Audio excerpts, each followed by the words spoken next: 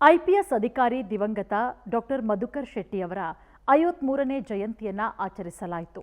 ಬೆಂಗಳೂರಿನ ಎಚ್ಎಸ್ಆರ್ ಲೇಔಟ್ನ ಸಮರ್ಥನಂ ಕಲಾಭವನದಲ್ಲಿ ಪುಷ್ಪನಮನ ಕಾರ್ಯಕ್ರಮ ನೆರವೇರಿತು.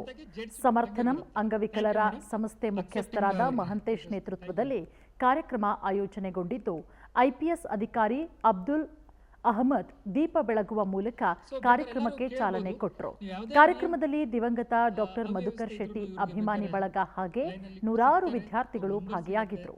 ಇದೇ ವೇಳೆ ಸಮರ್ಥನಂ ಅಂಗವಿಕಲರ ಸಂಸ್ಥೆ ವತಿಯಿಂದ ಐಎಎಸ್ ಅಧಿಕಾರಿ ಡಾಕ್ಟರ್ ಹೇಮಂತ್ ಸೇರಿದಂತೆ ಹಲವು ಗಣ್ಯರಿಗೂ ಪ್ರಶಸ್ತಿ ಪ್ರದಾನ ಮಾಡಲಾಯಿತು.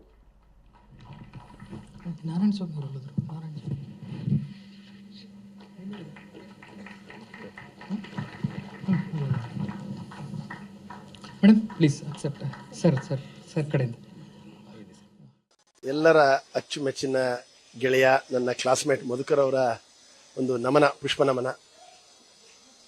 ಡಿಸೆಂಬರ್ 17 ಅವ್ರದ್ದು ಬರ್ತ್ಡೇ, 28 ಅವರ ಪುಣ್ಯತಿಥಿ. ಎರಡೂ ಒಂದು ಕಾರ್ಯಕ್ರಮವನ್ನು ಇವತ್ತು ಹಮ್ಮಿಕೊಂಡಿದ್ವಿ. ಪ್ರತಿ ವರ್ಷ ಅವರ ಅಭಿಮಾನಿ ಬಳಗದವರು ಆಚರಿಸ್ತಾ ಬರ್ತಾ ಇದ್ದಾರೆ. ಸೊ ಈ ವರ್ಷ ನಮ್ಮ ಸೌಭಾಗ್ಯ ಸಮರ್ಥನಂ ಆರ್ಟ್ ಸೆಂಟ್ರಲ್ಲಿ ಈ ಕಾರ್ಯಕ್ರಮ ಹಮ್ಮಿಕೊಂಡಿದ್ವಿ. ಸೊ ಅವರ ಗೆಳೆಯರು, ಅವರ ಕ್ಲಾಸ್ಮೇಟ್ಸು ಮತ್ತು ಅವರ ಜೊತೆ ಕೆಲಸ ಮಾಡಿದಂಥ ಅಧಿಕಾರಿಗಳು, ಅಭಿಮಾನಿಗಳು ಎಲ್ಲರೂ ಸೇರಿ ಅವರ ಒಂದು ಧ್ಯೇಯ ಉದ್ದೇಶಗಳು, ಅವರು ನಡೆದು ಬಂದ ದಾರಿನ ನಾವು ನೆನಪು ಮಾಡ್ಕೊಳ್ತಾ, ಅವ್ರು ಇವತ್ತು ನಮ್ಮ ಜೊತೆ ಇಲ್ಲ, ದೊಡ್ಡ ದುರದೃಷ್ಟ. ಆದರೆ ಅವರ ನೆನಪುಗಳು, ಅವರ ಪ್ರಿನ್ಸಿಪಲ್ಸು ಸದಾ ನಮ್ಮೆಲ್ಲರ ಜೊತೆ ಇರ್ತವೆ.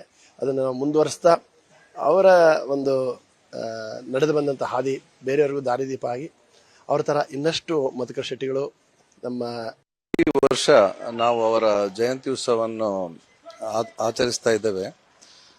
ಇದಕ್ಕೆ ಮುಖ್ಯವಾದ ಕಾರಣ ಅಂದರೆ ಅವರು ಬದುಕಿದ ಒಂದು ಆದರ್ಶ ಬದುಕು, ಆಮೇಲೆ ಬೇರೆಯವರಿಗೆ ನೀಡಿದ ಪ್ರೇರಣೆ, ಆಮೇಲೆ ಸಮಾಜದಲ್ಲಿ ಭ್ರಷ್ಟಾಚಾರದ ವಿರುದ್ಧ ಅವರು ಮಾಡಿದ ಒಂದು ಪ್ರಾಮಾಣಿಕ ಪ್ರಯತ್ನ,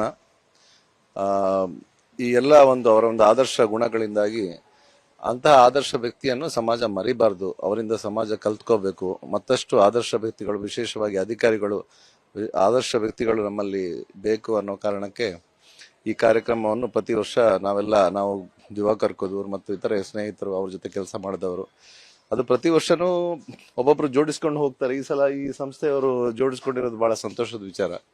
ಪ್ರತಿ ಸಲ ಯಾರೋ ಒಬ್ರು, ಕೆಲವೊಂದ್ಸಲ ಹಾಸ್ಪಿಟಲ್ ಅಲ್ಲಿ ಮಾಡಿದ್ದೇವೆ, ಕೆಲವೊಂದ್ಸಲ ಸ್ಕೂಲ್ಗಳಲ್ಲಿ ಮಾಡಿದ್ದೇವೆ, ಒಮ್ಮೆ ಯೂನಿವರ್ಸಿಟಿಯಲ್ಲಿ ಮಾಡಿದ್ದೇವೆ, ಬೆಂಗಳೂರು ಯೂನಿವರ್ಸಿಟಿಯಲ್ಲಿ.